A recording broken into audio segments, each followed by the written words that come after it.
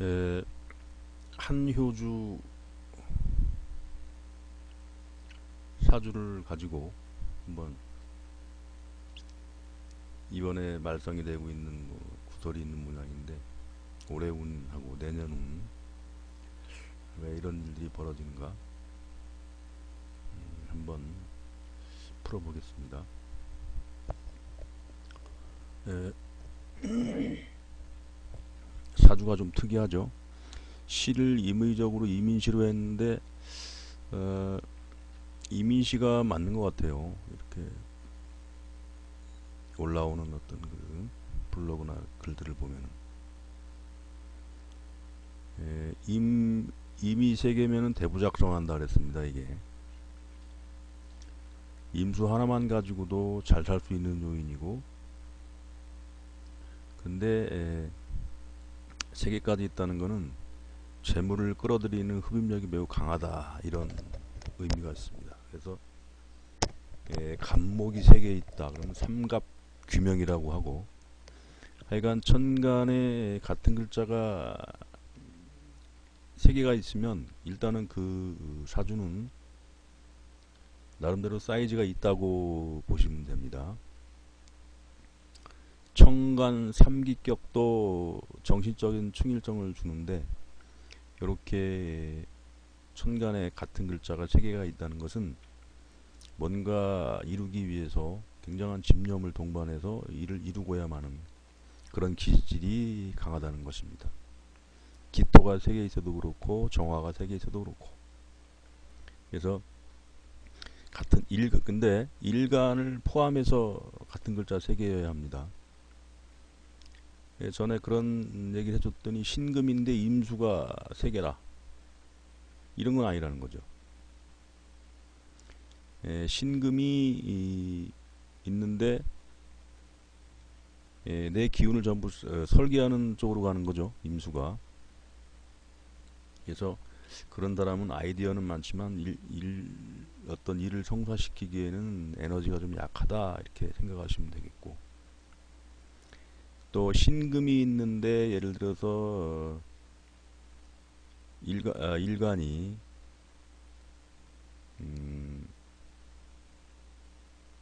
일간이 예를 들어 신금인데 뭐 인성이 또 뭐 많아가지고 천간으로 뭐 생해준다거나, 이런 것도 그릇이 크다고 할 수가 있습니다.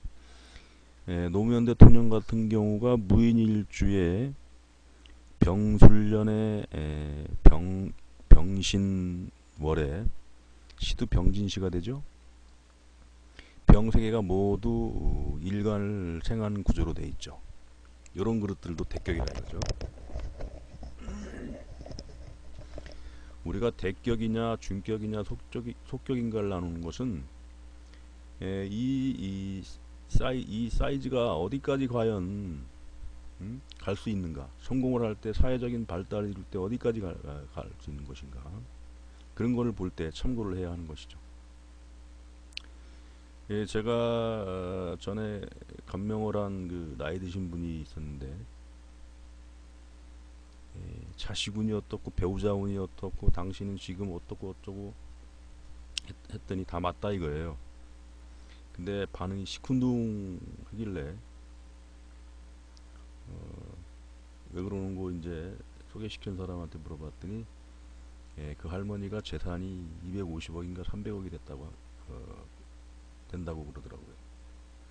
그러니까 그런 그릇들이 배우자운이 어떻고 뭐 이런 얘기 해봐야 아무런 감동이 없다는 것이죠. 그래서 그릇 사이즈가 있는 사주들은 기본적으로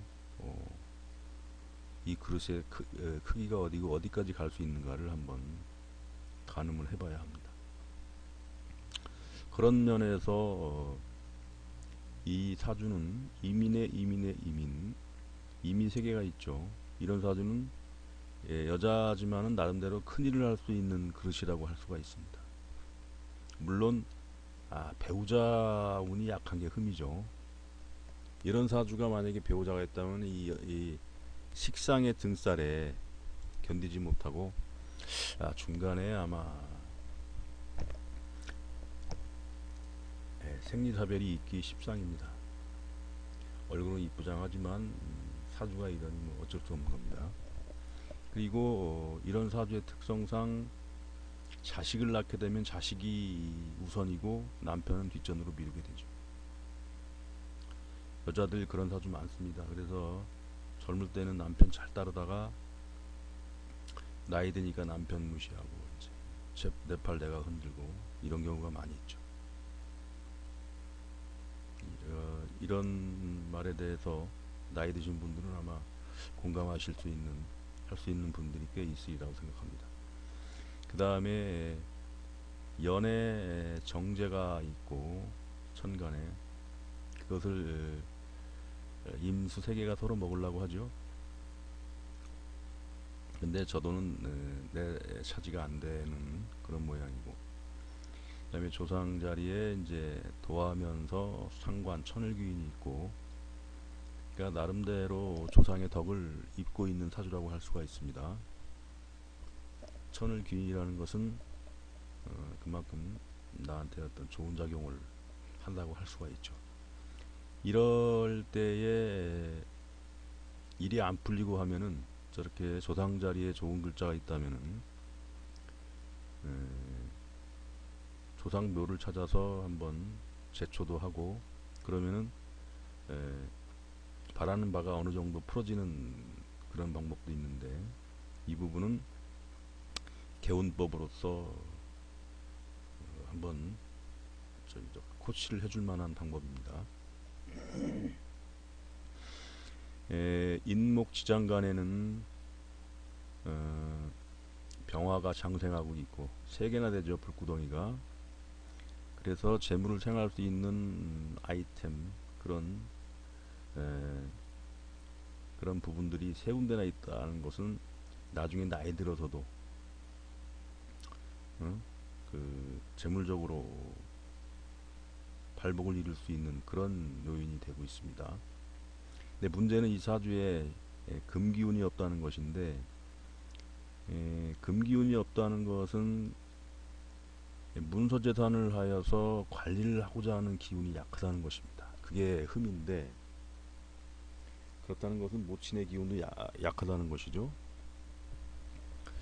자, 이 효주양의 어떤 그 모친은 뭐 잘 계신지 모르겠지만 하여간 그 부분은 그런 부분이 좀 안타깝습니다. 좀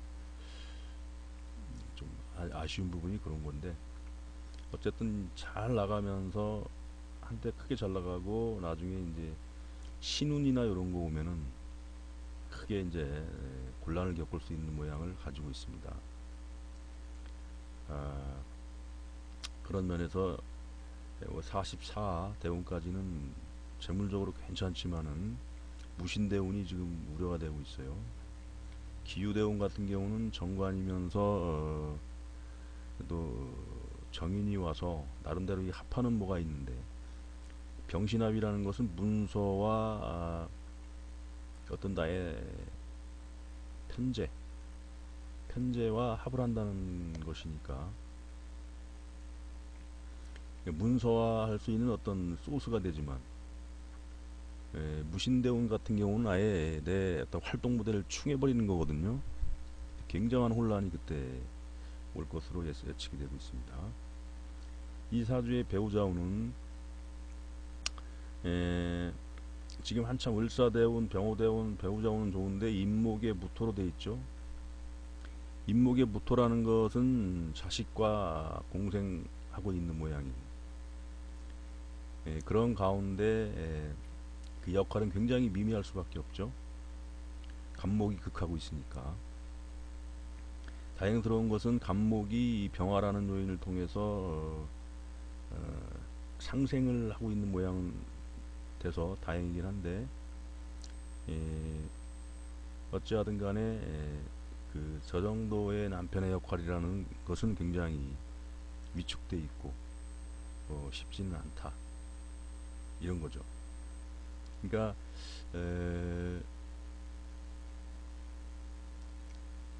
한효주가 배우자 덕을 입기보다는 배우자가 이제 한효주의 덕을 입을 수 있는 가능성이 많다, 이렇게 볼 수가 있어요. 그 다음에 운에서는 을사병호 정미로 가면서 재물운으로 매우 긍정적으로 가고, 그러한 가운데 53세까지 굉장한 재물적인 발전을 이룰 것인데, 그 후에 과연 무신대운에 어떻게 혼란스러운 일을 피해갈 수 있을지. 이럴 때의 방법은 해외에다 재산을 갖다가 좀 나누고 해외 계좌를 두고 해외 부동산을 구입하고 해서 안전장치를 미리 하는 방법이 되는데, 과연 그러한 방법을 찾을 수 있을지, 그것은 한 효주양의 능력이나 아니면 운이겠죠. 저럴 때는 활동무대가 딱 끊기는 그런 효과가 있습니다. 그럴 때 아예 그냥 외국으로 빠지는 것도 좋은 방법이죠. 올해 같은 경우 구설에 오르고 있는데, 올해는 맛배기에 불과하고 내년 같은 경우는 더 심할 수 있습니다. 내년 같은 경우는 매우 조심해야 되고, 겁재가 오면서 잠요형을 하고 내 손발을 묶어버리는 운이 되거든요. 잠요형이 온다는 것은 교통사고나 이런 걸 통해서 어떤 그 위해가 가해질 수 있는 부분, 수술을 통해서 내가 구제받을 수 있는 부분, 그 다음에 인목을 겪어간다는 것은 내 어떤 활동 무대가 위축이 되면서 경쟁자들에 의해서 내가 설 자리를 조금씩 잃어간다, 이런 의미가 되죠. 그래서 올해 내년까지는 굉장히 주의하고 신액도 조심해야 하는 운이고, 그 다음에 건강, 그 다음에 사고수 주의하는 운이 내년이 되겠습니다. 내년 지나고 축년, 인년, 21년, 22년 지나면서 점차 활동은 풀려가는 그런 흐름이 됩니다. 아무쪼록 이번 그 구설수는 잘 넘기고 내년에 한우주양 같은 경우는 주의하길 바랍니다.